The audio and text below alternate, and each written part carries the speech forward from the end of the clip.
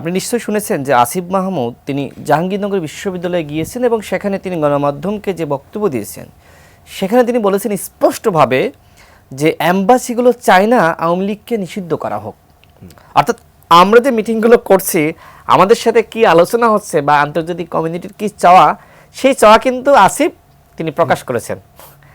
আসিফের কাছে যে মন্তব্য এসেছে ঠিক আমাদের কাছেও কিন্তু একই কথা।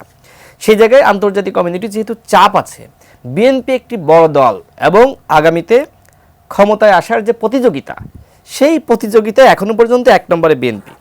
তো নিশ্চয়ই বিএনপির কাছেও সেই আন্তর্জাতিক কমিউনিটি আহ্বান জানাচ্ছে যে আপনারা আওয়ামী লীগকে নিষিদ্ধ করেন না বা কোনো দলকে নিষিদ্ধ করা উচিত নয়, এই ধরনের মতামত যখন দিচ্ছে, তখন বিএনপি যেহেতু ক্ষমতার দৌড়ে এক নম্বরে, তখন বিএনপি যদি এখন সরাসরি আওয়ামী লীগের নিষিদ্ধ চায় তাহলে ওই আন্তর্জাতিক কমিউনিটি আবার বিএনপিকে সমর্থন নাও করতে পারে। তখন বিএনপি কিন্তু এই আন্তর্জাতিক রাজনীতির মারপেচের মধ্যে পড়ে গিয়েছেন, যে কারণে বিএনপি আমার যেটি মনে হয় এখন কৌশলী বক্তব্য দিচ্ছেন যে আওয়ামী লীগ রাজনীতি করতে পারবে কি পারবে না, আওয়ামী লীগ নিষিদ্ধ হবে কি হবে না, এটি জনগণের সিদ্ধান্ত। আমরা সিদ্ধান্ত নেওয়ার কে? Walton switch, stylish and elegant. আমি এখন আসি ওই প্রসঙ্গে। দেখেন, এই সরকার নিজেই বলেছে যে আমাদেরকে জনগণ সমর্থন দিয়েছে। আপনি আপনার এই টকশো, আপনি ফেসবুক কমেন্ট দেখেন, ইউটিউব কমেন্ট দেখেন, আপনি প্রশ্ন করেন মানুষকে যে আপনারা আওয়ামী লীগকে নিষিদ্ধ চান কি না, তো দেখবেন যে অধিকাংশ মানুষ কমেন্ট করবে যে আমরা নিষিদ্ধ চাই। তো সেক্ষেত্রে জনগণ যেহেতু নিষিদ্ধ চায় এবং 5 তারিখেই কিন্তু জনগণ অভ্যুত্থানের মাধ্যমে আওয়ামী লীগের পতন ঘটিয়ে তারা ম্যান্ডেট দিয়ে দিয়েছে গণহত্যার পরে আওয়ামী লীগ আর রাজনীতি করতে পারে না। যদি আওয়ামী লীগ রাজনীতি করতে পারতো তাহলে কিন্তু গণ অভ্যুত্থান হইতো না। শেখ হাসিনাকে বলতো যে আপনি ক্ষমা চান, ক্ষমা চাইলে আপনি ক্ষমতায় থাকতে পারবেন। জনগণ কিন্তু এই রায় দিত। জনগণ সরাসরি বলেছে যে আমরা নো মর হাসিনা, হাসিনাকে আর চেয়ারে রাখতে চায় না। হাসিনাও পালিয়ে গেছে, তার মানে আওয়ামী লীগও পালিয়ে গেছে, দলের ব্যানারটিও পালিয়ে গেছে। সুতরাং এখন আমি মনে করি যত সিদ্ধান্ত নিতে হয় সেই সিদ্ধান্ত যেহেতু জনগণ ম্যান্ডেট দিয়েছে, সুতরাং বিএনপি কি বললো না বললো, আমি কি বললাম না বললাম, দল হিসেবে সেটির থেকেও গুরুত্বপূর্ণ হলো জনগণ কি বলল। জনগণ যেহেতু আওয়ামী লীগকে নিষিদ্ধ চায়, সুতরাং বিএনপির মহাসচিবের বক্তব্য যেটি তিনি দাবি করছেন যে মিসকোট করা হয়েছে, সুতরাং তার ওই বক্তব্যকে কেন্দ্র করে যদি আমাদের মাননীয় প্রধান উপদেষ্টা বলেন যে বিএনপি আওয়ামী লীগকে নির্বাচনে চায় তাই আমরাও চাই, তো বিএনপি তো রোডম্যাপ চাচ্ছে, আপনি সেই রোডম্যাপ কেন প্রকাশ করছেন না? বিএনপি তো আরও চাওয়া পাওয়া যে দ্রুত, মানে যত দ্রুত সম্ভব এই গুরুত্বপূর্ণ প্রতিষ্ঠানগুলো সংস্কার করার মাধ্যমে ইলেকশন দেন। আপনি তো সেক্ষেত্রে বললেন যে আগে সংস্কার পরে ইলেকশন।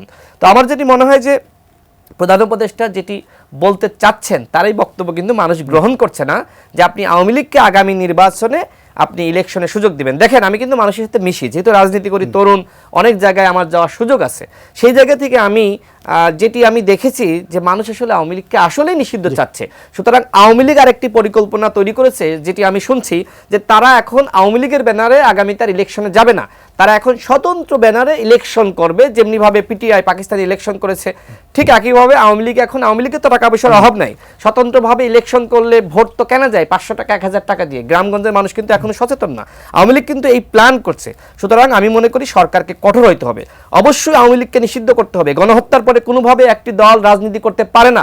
71-এর পরে শেখ মুজিবের নির্দেশনায় গণহত্যা হয় নাই, জাসদের 30,000 নেতাকর্মীকে শেখ মুজিবের নির্দেশনায় হত্যা করা হয়েছে। ঠিক একইভাবে দ্বিতীয়বার শেখ হাসিনার নির্দেশনায় প্রায় 2000 মানুষকে হত্যা করা হয়েছে। যে দলের ব্যানারটিকে ব্যবহার করে আওয়ামী লীগ সংগঠিত হলো, নেতাকর্মীরা সংগঠিত হইলো, সেই ব্যানারটিকে আপনি ব্যবহার করতে দিবেন? এই শহীদ পরিবার মানবে? গণ অভ্যুত্থানে যারা অংশ নিয়েছে তারা মানবে? স্টেক হোল্ডাররা মানবে? কোনোভাবেই মানবে না। সুতরাং আওয়ামী লীগ ব্যানারটি নিষিদ্ধ করতে হবে। এখন কথা হলো যে আওয়ামী লীগের যারা সমর্থক, যারা সাধারণ কর্মী, তারা কি করবে?